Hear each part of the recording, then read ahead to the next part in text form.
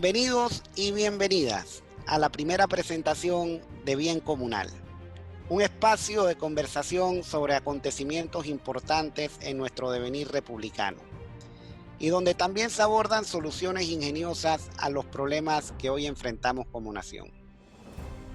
Procuramos con ello resucitar el espíritu patriótico que impulsó un grupo de jóvenes hace ya casi 100 años a crear Acción Comunal, una organización cívica que cambiaría el rumbo de la República. Con el ánimo de honrarlos, en este primer programa viajaremos en el tiempo. Nos trasladaremos hasta agosto de 1923. Pondremos en contexto el origen de su hazaña y con ello el origen del partido político más exitoso en la historia panameña. En esta ocasión, conversando con el doctor Carlos Guevara Mann, más que copartidario, un gran mentor y amigo. Si me lo permite, doctor, iniciemos desde afuera hacia la patria. Nos encontramos en el periodo posterior a la Primera Guerra Mundial, aunque los que lo vivieron no tendrían forma de saberlo. El periodo hoy se conoce como entreguerras, dada la explosión de la Segunda Guerra Mundial años más tarde. La devastación de la Primera Guerra Mundial fue inmensa. Tan solo habían transcurrido 5 años. Estados Unidos se posicionaba como la potencia ascendente. Irlanda declaraba su independencia del Reino Unido. Egipto daba pasos en esa dirección. Mussolini marchaba sobre Roma. Nuevas tecnologías ganaban terreno, desde el carro hasta el teléfono y los electrodomésticos. ¿Cómo usted describiría el espíritu de la época que vivía el mundo en 1923? Obviamente. Como bien lo ha señalado, la Primera Guerra Mundial acababa de concluir. La Primera Guerra Mundial había no solamente causado esa devastación que señala, sino que había puesto fin al orden tradicional en Europa y en el mundo. Recuerda que los grandes imperios de Europa habían sucumbido. Los grandes imperios continentales, el imperio ruso, el imperio alemán y el imperio austrohúngaro habían sucumbido. Y en su lugar habían surgido una serie de, no en su lugar, pero como consecuencia del derrumbe habían surgido una serie de estados basados en el principio de la autodeterminación de los pueblos, que fue algo que empujó muchísimo el presidente de Estados Unidos, ¿no? Woodrow Wilson, ¿no? El panorama, sobre todo en Alemania, era un panorama bastante deprimente, un panorama de mucho desánimo, pero en el resto del mundo la economía estaba al alza, había gran prosperidad, grandes expectativas en muchas partes, y en términos, esto es bien interesante, porque se acabaron los imperios en el centro de Europa, pero en el resto del mundo el imperialismo se afianzó, sobre todo a partir del Reino Unido, que en 1923 alcanzó a través del Imperio Británico su más grande extensión, el Imperio Francés, y como lo señalaste, el imperialismo, o digamos la hegemonía, para no usar la palabra imperialismo, la hegemonía, porque no era un control directo como ejercía la Gran Bretaña, pero sí era una hegemonía o una dominación que ejercía Estados Unidos en el hemisferio occidental, sobre todo en Centroamérica y en el Caribe. No tanto en el sur, pero Estados Unidos iba incrementando su influencia en Sudamérica. En Asia, un Japón expansionista, triunfante en la Primera Guerra Mundial, que no contento con ello, continuó sobre todo por su recelo con las condiciones del Tratado de Versalles, ampliando su espectro de influencia en esa parte del mundo. Japón también al alza, y algo muy importante, en 1923, lo señalaste muy atinadamente, para Italia, es el año en que Mussolini usurpa el poder. No lo usurpa, en realidad no lo usurpa porque el rey lo nombró, pero a través de una acción de fuerza, ¿no? Es el año en que Primo de Rivera, otro dictador de extrema derecha, se afianza en España, creando las condiciones apropiadas para que eventualmente los fascistas asuman el poder en la década siguiente. Y en Japón se va afianzando también la tendencia militarista, imperialista y expansionista. También no podemos dejar de mencionar que por medio de la revolución bolchevique asume poder el primer estado socialista en el mundo y con todo lo que eso conlleva. En 1918, precisamente, se derrumba la monarquía zarista, el imperio de los Romanov en Rusia, y toma su lugar ya en un estado, era un estado reducido, ya porque varias secciones de la antigua Rusia se independizaron, pero en una sección reducida que todavía seguía siendo el país, el estado más grande del mundo, la Unión Soviética, se organiza un régimen, un totalitarismo de izquierda. A nivel regional, vemos una juventud asumiendo un papel más preponderante. La Gran Guerra desencadenó un germen latinoamericanista en nuestros países, históricamente vinculados al viejo continente. La crisis de la civilización europea favoreció un despertar identitario en el mundo hispano, con poderosos movimientos nacionalistas. Al norte, México avanzaba con su revolución, sin un destino claro. Al sur, la Argentina se asomaba como la gran potencia. El derrumbe económico ocasionado por el conflicto lejano condujo a agitaciones sindicalistas, aunado al surgimiento del primer, como ya mencionamos, Estado socialista del mundo en Rusia como potencial fuente de inspiración. En 1923, México, una de las principales naciones de América Latina, en términos de extensión geográfica y de población, estaba todavía inmersa en su revolución. La Revolución Mexicana fue una de las grandes revoluciones sociales de América y fue una revolución que tuvo un impacto muy, muy, muy importante, además de una devastación bastante significativa. No debemos olvidar que en 1917 se adopta la Constitución Mexicana, que es la primera constitución en el mundo que incorpora los derechos sociales.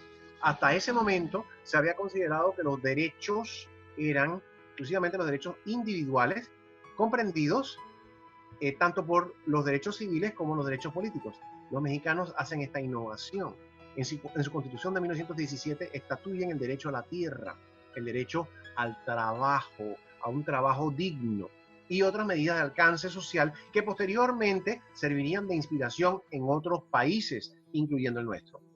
Hay un despertar en América a partir de la Revolución Mexicana, como mencioné, de los escritos de algunos intelectuales anteriores a la Revolución, como el uruguayo José Enrique Rodó, que habla acerca de nuestras raíces y que pretende que busquemos en esas raíces, en esa experiencia compartida, elementos para apuntalar la identidad nacional y la identidad americana.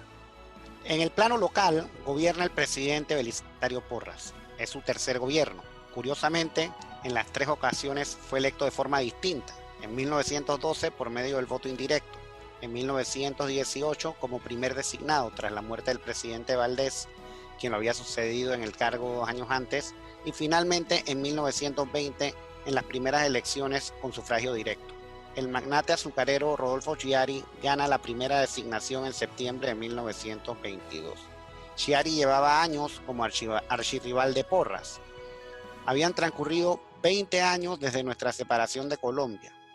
El Partido Conservador había perdido su importancia original. El revuelo estaba principalmente entre facciones liberales. 2 presidentes habían muerto en ejercicio de sus funciones. No hacía mucho que se libraba la guerra de Coto, que dejó un sabor agridulce. Triunfamos en terreno y perdimos en la mesa. Estados Unidos aplicaba una política de mano dura e inclinaba la balanza en las disputas locales. Hacía tan solo unas semanas que había muerto el presidente Harding. Ascendía Coolidge, percibido como menos llevadero con Panamá. Si de periodizaciones se trata, ¿en qué periodo de nuestra historia nos encontramos en agosto de 1900? Yo diría que estamos en el primer periodo de la Segunda República. Yo creo que es importante, y este es un antecedente fundamental, me parece a mí, que nosotros hemos tenido tuvimos una primera república en el siglo XIX, entre 1840 y 41, fundada por Tomás Herrera, y en 1903 se funda la Segunda República, y esa Segunda República tiene varios periodos. Sería el primer periodo de la Segunda República. El primer periodo de la Segunda República, que va desde 1903 hasta 1931, cuando se da la acción, el golpe de acción comunal en 1931. Ese primer periodo de la Segunda República dura casi 30 años, casi 3 décadas, 28 años. Pero en este primer periodo de nuestra historia, de la Segunda República, Estados Unidos ejerce una influencia dominante, interviene directamente, metiendo sus tropas en este país cuando tenía que hacerlo, o a solicitud de gobiernos panameños que la presentaban a Estados Unidos para que Estados Unidos tuviera esa injerencia. Estados Unidos dominaba, influía en la toma de decisiones sobre la administración pública panameña directamente. Y también era vergonzoso que los políticos panameños, gobiernos panameños solicitaran a Estados Unidos una intervención cuando la fortuna política no los acompañaba. Era lo que solía suceder, que corrían a la legación estadounidense a pedir una intervención de parte de Estados Unidos. Entonces yo diría que esa es la característica principal, una debilidad interna frente a la dominación estadounidense que entre 1903 y 1931 se hizo muy patente en Panamá. De lo global, regional y local, ¿qué se rescata pudo haber sido el principal influyente para que un grupo de jóvenes de clase media organizara un movimiento cívico-nacionalista como Acción Comunal? Muchos de ellos se sentían, muchos de ellos no, ellos en su totalidad se sentían una indignación frente a las ofensas que se infligían a la colectividad panameña, a la nacionalidad panameña, a la identidad panameña, por esta influencia preponderante de Estados Unidos. No estaban de acuerdo con que eso debía ser así, no estaban de acuerdo. Siempre he visto Acción Comunal como un movimiento que se barajea entre lo político y lo cultural. Bueno, precisamente, es que es un movimiento de renovación nacional, es un movimiento que se dedica a el rescate de lo nacional, y el rescate de lo nacional tiene implicaciones de varios tipos, tiene injerencias o ramificaciones de muchos tipos. Puede ser puede tener implicaciones económicas, puede tener implicaciones culturales, tiene implicaciones educativas, implicaciones en el ramo de la salud y sobre todo implicaciones para la política, el desempeño, el desenvolvimiento de la política.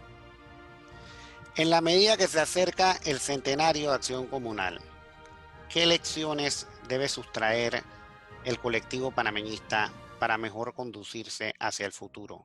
Vemos como jóvenes de perfil muy similar, doctor, si me permite, a los que en su momento conformaron Acción Comunal en la elección anterior de 2019, se decantaron sobre todo en favor de la libre postulación.